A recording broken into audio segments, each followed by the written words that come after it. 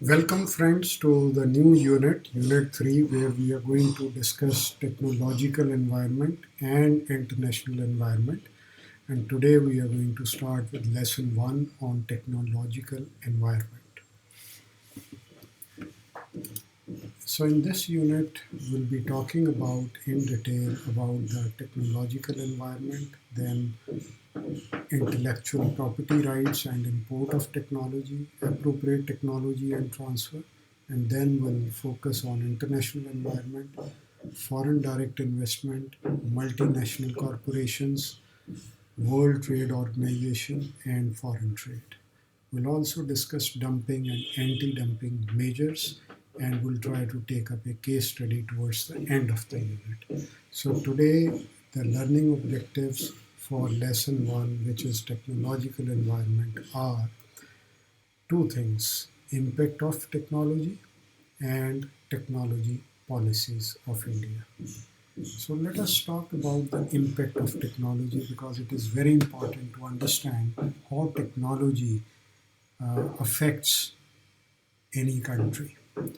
So there are three aspects through which technology can touch the people of the country. One is social, second is economic, and third at the operational level. So when we talk about the social implications, so as you can see, technology has made the life expectancy of people to go up.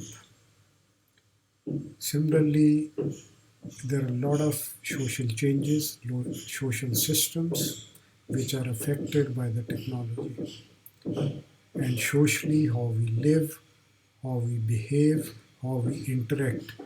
So everything changes. Today, when people used to sit for dinner on the dining table, now mostly they are seen on their mobile phones, sitting in their rooms, eating on their own. So there are some good things which have happened because of technology. On the other side, there are certain things which are not so good. So socially, how it has impacted the people of any country, will look at that in more detail. When we talk about the economic implications, because technology on one side can take up the jobs because people, the manual labor is less required with the more usage of the technology. But on the other side, if we use the technology, we can enhance the productivity in many of the areas. At the same time, uh, when you are competing with the global forces who are very good in technology, you have to spend a lot on research and development. So the economic side is that, for example, the space exploration, the space missions that, for example, our country has gone into. So you have to invest a lot of money for that. At the same time, as I said, the jobs, they are in danger, and people feel even socially they are taken away because of technology. And technology can help you in putting up some regulations which are foolproof. So as a result, the investment for putting up those regulations, right, is huge. So some of the products they vanish, some of the organizations because of the technology they vanish, and a lot of the multinational companies they come to your country. So all these are economic implications of technologies. And today we talk of global village, so anyone can sell anything anywhere in the globe. So that is the scenario in which we are operating because of technology. And the third very important aspect is the operational level. So in the factories, in the service organizations, all the organizational structures are changing. how the people are trying to adopt the technology in countries where people are not ready to go for new technologies, or those countries have to bear the brunt of big MNCs when they take over the small companies of those countries. So, of course, at the operational level, there is fear of risk, job loss, but at the same time, some of the businesses they see the advantages of uh, e-commerce, telecommunicating, the new improved supply chains. So the markets, the new markets they can enter into. So at the three levels, where the social, economic, or operational, technology impact is huge. If we talk of just information technology, one of the technologies which has really impacted a lot on the business operations. So there are six parameters on which it has affected the business operations. Number one is it has reduced the cost and improved the productivity. And that impact is around 81% all over the globe over the businesses. So customer satisfaction level has gone up by 71%. Competitive advantage of using the cutting edge technologies have gone up to 66%. So the growth is there, whether you talk of the GDP or whether you talk of the business growth for any sector. So 54%.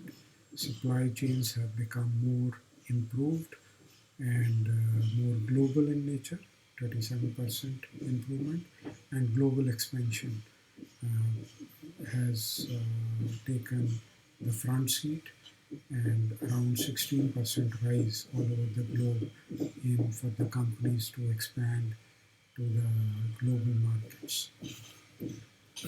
When we talk about the digitization in particular, so there are many technologies which are working in the area of digitization, which has impacted the businesses, and the impact has been huge.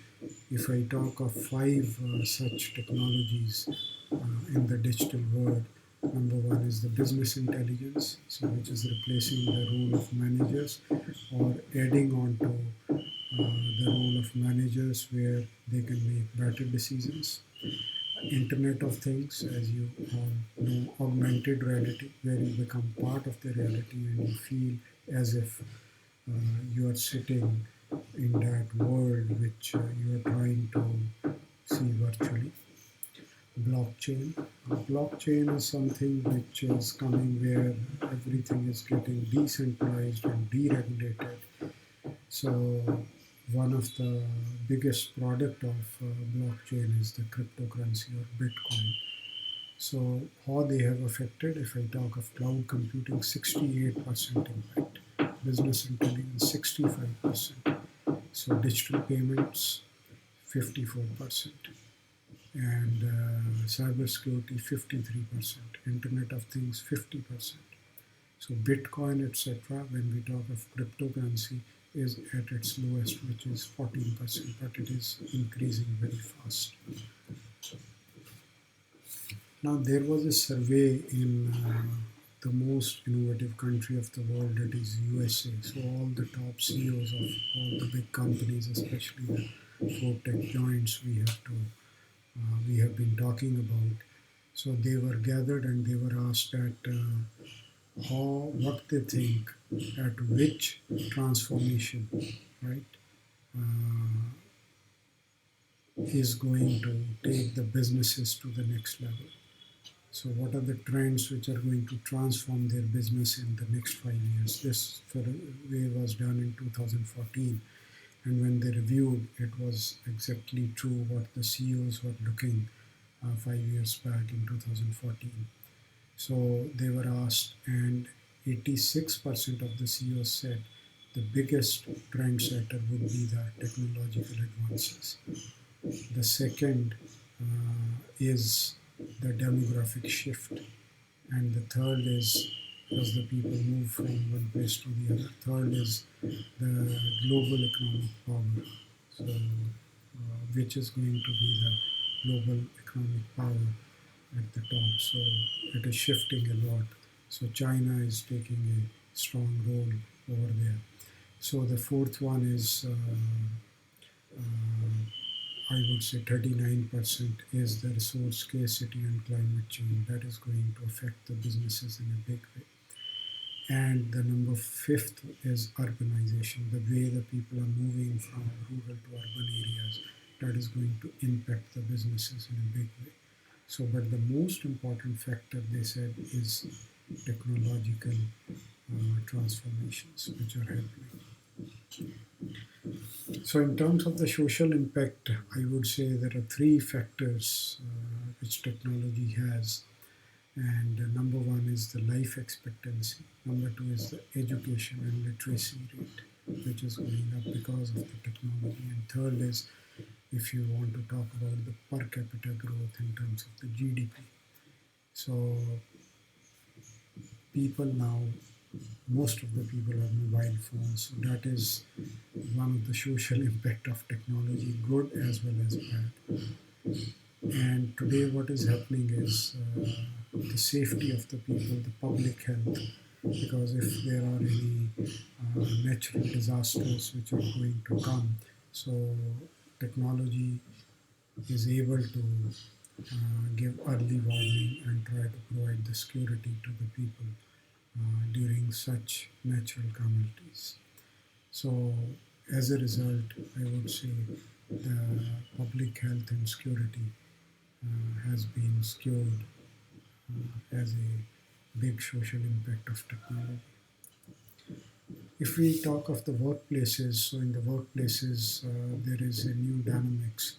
That is, the productivity has improved manifold, and efficient workers, whether operating from home, the group economy, the efficiency has gone to a new level, and the cost have reduced. If you talk of Uber or Ola, at all levels, the cost has gone down. So enhance the customer service. So the customer focus has been there now more as compared to what it was in the past, and the customer service has improved manifold. So let's look at India as in terms of the technology policies which have come over the period of time. So the first, which we call a scientific policy resolution, that came in 1958, and the focus was capacity building. So we should have the right scientific temper in the country, and we should promote that scientific temper, identifying the scientists and giving them space to come out with new innovations, and try to build a capacity in within the country rather than people going out of the country. So that was in 1958. So it was a resolution, so a policy resolution. Then I would say the first technology policy statement, it was a policy statement that came in 1983. And the focus was more on self-reliance, so that we, rather than importing technology, we should be able to build our own technology. And the technology in terms of the competence level, it should be at the global standards. So these were the two areas we were focusing on. More important was self-reliance, and then the global competence and the technological advancement. 2003, which was a full-fledged science and technology policy which came, and it was where we tried to allocate more and more in the research and development within the country. So it was to promote research and development, and huge investment was made, and allocation was made from 2003.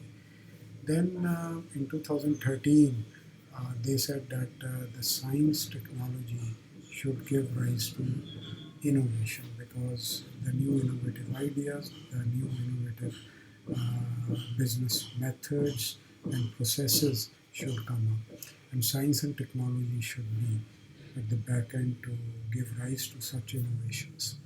So the focus, and they named it as STIP, Science, Technology and Innovation Policy. And innovation hubs were created all over the country. So the basic aim was that through these innovations led by science and technology, we are able to contribute to the socio-economic development. So the focus was on socio-economic development of the country, of the people. So 2013, if we look at the motivation, so it was announced that one decade, 2010 to 20, should be the decade of innovation, which is led by science and technology. And it was to synergize uh, all the agencies of the country so that the innovation-based socio-economic development is happening in the right way. And they wanted to take it to the next level, which is the knowledge-based economy, rather than just putting the call centers and doing stuff at that level or keeping it data-centric, but to go to the knowledge-based economy. And they wanted India to be amongst the top 5 global scientific powers during that period. And we have been successful in achieving that to some extent. And innovation was at the forefront. So just to create the innovation ecosystem, as we talked about the ecosystem, the right ecosystem where innovative people can work together to come out with new ways of doing things. And they also wanted the private sector to contribute more to R&D. And the impact, it was the right step. And India was able to become one of the leaders, especially in the area of space, and took a lot of initiatives for big science and technology projects of the world. Now, 2020, there is another step coming, science, technology, and innovation policy, which is coming soon. So, which would be a milestone in the Indian science, technology, and innovation ecosystem. So, they are claiming it is going to be bottoms up, decentralized, expert driven, evidence informed, and very inclusive. So what they are doing in this, there are 4 levels. In level 1, public and expert consultation, which has already taken place. In level 2, thematic group consultation, small groups, and then they are coming up with their findings. And then in level 3, ministries and states are consulted. And then a top level multi-stakeholder consultation group will be made, and then this policy will come out. So if you look at the Digital India as part of this policy, firstly 2013 and then 2020. So if we talk of Digital India, that is the focus. So we can consider that India is the most digitally mature country in the world. If we look at the compound annual growth rate which you are seeing, we have very ambitious plan from 74.7% to 710 billion, right? So increased at we want 74.7, which is huge, from 2018 with 24.5 billion to 710 billion in 2024. So that's what our target is. If we look at the Asian scenario in Asia, if we look at the Asian Digital Transformation Index, India is at number 9, whereas Singapore with 75.6 index is leading. But if we look at the global international countries, 77.3 is what USA is at rank 1, then Australia 74.3, and then UK 72.6. But if you look at Singapore, it is at number 2 with 75.6 at the global scenarios. So India is doing well and progressing well to make India more digital. So that is all from my side. So what we discussed today is impact of technology technology policies, and there is a small quiz for you. So you need to tell me what is the first scientific policy resolution, in which year it came. And second is Science, Technology and Innovation Policy of 2013. So focus was on what was the major focus of this policy. Number three, where India stands in terms of Asian Digital Transformation Index. And I know you have guessed it right, 1958 when Scientific Policy Resolution came in. And STIP 2013, the focus was on socio-economic development. And India is ranked at number 9 in the Asian Digital Transformation Index. If you want to go for further reading, you may go to this Science Policy Forum and you will find all the infographics and the new development agenda on science, technology and innovation, especially with the 2020 policy which is coming. So that is all from my side. Thank you very much. I'll come up with the next lesson very soon. Bye for now. Shabba khair.